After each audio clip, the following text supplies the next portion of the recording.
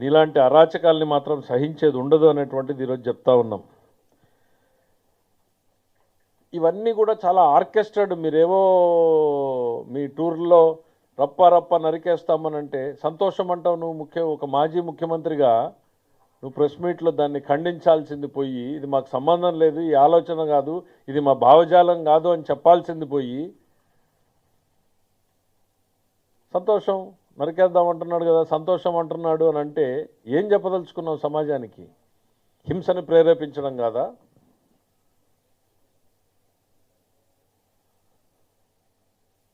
Declaring the war, ఈ పదాలన్నీ ఎక్కడి నుంచి వస్తున్నాయి అని అంటే మీలో ఉన్నటువంటి ఆ ఫ్రస్ట్రేషన్, ప్రజల మీద ఫ్రస్ట్రేషన్. మీకు ప్రభుత్వం మీద తిరుగుబాటు కాదు, మీరు ప్రజల మీదే తిరుగుబాటు. ఎవరిని నరుకుతారు మీరు? ప్రజలనా? ప్రజాస్వామ్యాన్నా? ఎవరిని? ఓటమి నుంచి మీరు అసలు ఓటమిని అర్థం చేసుకున్నట్లు లేరు మీరు ఇంతవరకు. మీలో ఎక్కడా కూడా మార్పు కనపడడం లేదు. ఒక రాజకీయ నాయకుడు ఓటమి తర్వాత సమీక్ష, అంతర్మదనం జరుగుతుంది, సమీక్ష జరుగుతుంది, ఎన్నో మార్పులు వస్తాయి. కానీ మీలో ఎక్కడా కూడా మార్పు అనేది ఎక్కడా కూడా కనపడడం లేదు. ఏం చేశారు మీరు? తెనాలికి వెళ్ళి మీరు పరామర్శించింది ఎవరిని? 9 కేసులో 10 కేసులో ఉన్నటువంటి రౌడీ షీటర్లని. అవి ఏమన్నా మేము పెట్టామా? మీ గవర్నమెంట్లో మీరున్నటువంటి టైంలో మీరు పెట్టినటువంటి కేసులే కదా. ఏం మెసేజ్ ఇచ్చారు సమాజానికి? దాని తర్వాత పొదిళ్ళలో రైతుల పేరు చెప్పి మీరు చేసినటువంటి అరాచకం ఏంటి? మహిళల మీద మీరు సృష్టించినటువంటి తీవ్రమైనటువంటి దాడులు ఏ రకంగా ఉన్నాయి? ఇక నిన్నటికి నిన్న నాగమల్లేశ్వరరావు గారి పేరు మీద చనిపోయిన సంవత్సరం తర్వాత విగ్రహ ప్రతిష్ఠ కోసం మీరు ఏదో వచ్చామని చెప్పి 2 చనిపోయారు మీ పార్టీ వాళ్ళు. కనీసం బండి ఆపి నిలబడి వాళ్ళ పరిస్థితి ఏందని పలకరించావా? కర్కశ హృదయం మీది. ఒక్క సెకండ్ కూడా ఎవరు మీ వాళ్ళు ఆపలా. అతను కింద పడితే ఎత్తి అతను ఆడ రోడ్ డివైడర్ మీద పడేసి వెళ్ళిపోయారు.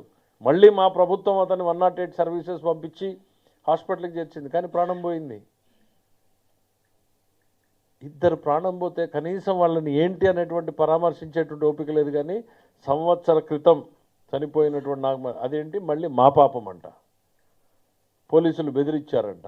ఎవరయ్యా గవర్నమెంట్లో ఉన్నది ఆ రోజున? ఎఫ్ఐఆర్ పెట్టిన రోజున గవర్నమెంట్లో ఉన్నది ఎవరు? జగన్మోహన్ రెడ్డి గారు. ద ఎఫ్ఐఆర్ కాపీ ఇది.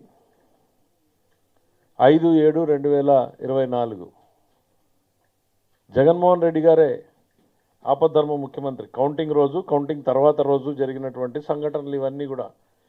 బెట్టింగ్ కట్టాడు, బెట్టింగ్లో డబ్బులు ఊర్లో వాళ్ళందరూ వచ్చి ఆయన మీద తిరుగుబాటు ఏదో చేస్తే ఒకరు మీద ఒకరు పోయి పోలీస్ స్టేషన్లో కంప్లైంట్లు ఇచ్చుకున్నారు. మీ ప్రభుత్వంలో నువ్వు ముఖ్యమంత్రిగా ఉండగా జరిగినటువంటి సంఘటనలకి మేం బాధ్యులమా? మాకేం సంబంధం? ఇక అంత సంవత్సరం తర్వాత విగ్రహాన్ని పెట్టి ప్రేమను కనపరుస్తూ ఉన్నావు. మరి సొంత బాబాయ్ కుటుంబాన్ని పరామర్శించలేకపోయావు. 5 ఏళ్ళు 6 ఏళ్ళు అయిపోయినా. బాబాయ్కి కూడా ఓ విగ్రహాన్ని పెట్టించుండొచ్చు కదా.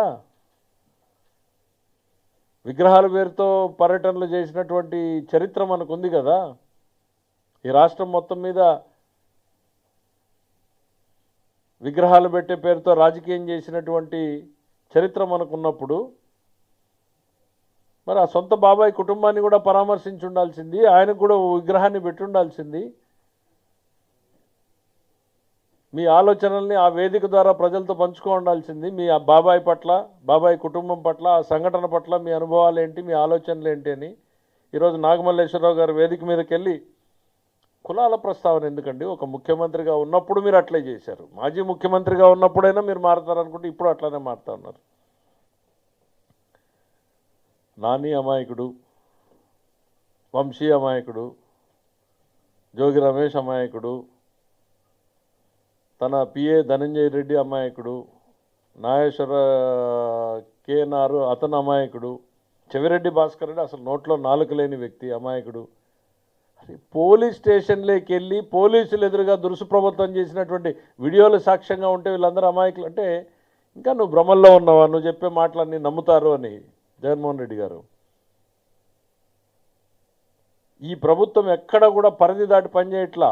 మేము మీలాగా పనిచేయాలనుకుని ఉంటే నీ బెంగళూరు ప్యాలెస్ నుంచి నువ్వు ఆంధ్రప్రదేశ్ రాష్ట్రంలోకి అడుగు పెట్టేవాడివి కాదు. పవన్ కళ్యాణ్ గారు వస్తే మీరు అడ్డుకున్న రోజుల్ని మర్చిపోయారా? చంద్రబాబు నాయుడు గారు ఎయిర్పోర్ట్లోకి వెళ్తే ఎయిర్పోర్ట్ రన్వే మీద దించింది మర్చిపోయారా? చంద్రబాబు నాయుడు గారి ప్రభుత్వం ఉంది కాబట్టి నువ్వు రాష్ట్రంలో స్వేచ్ఛగా తిరగగలుగుతున్నావు. కాకపోతే సుప్రీంకోర్టు, హైకోర్టులు చెప్పినట్టుగా ప్రజల జనజీవన విధానానికి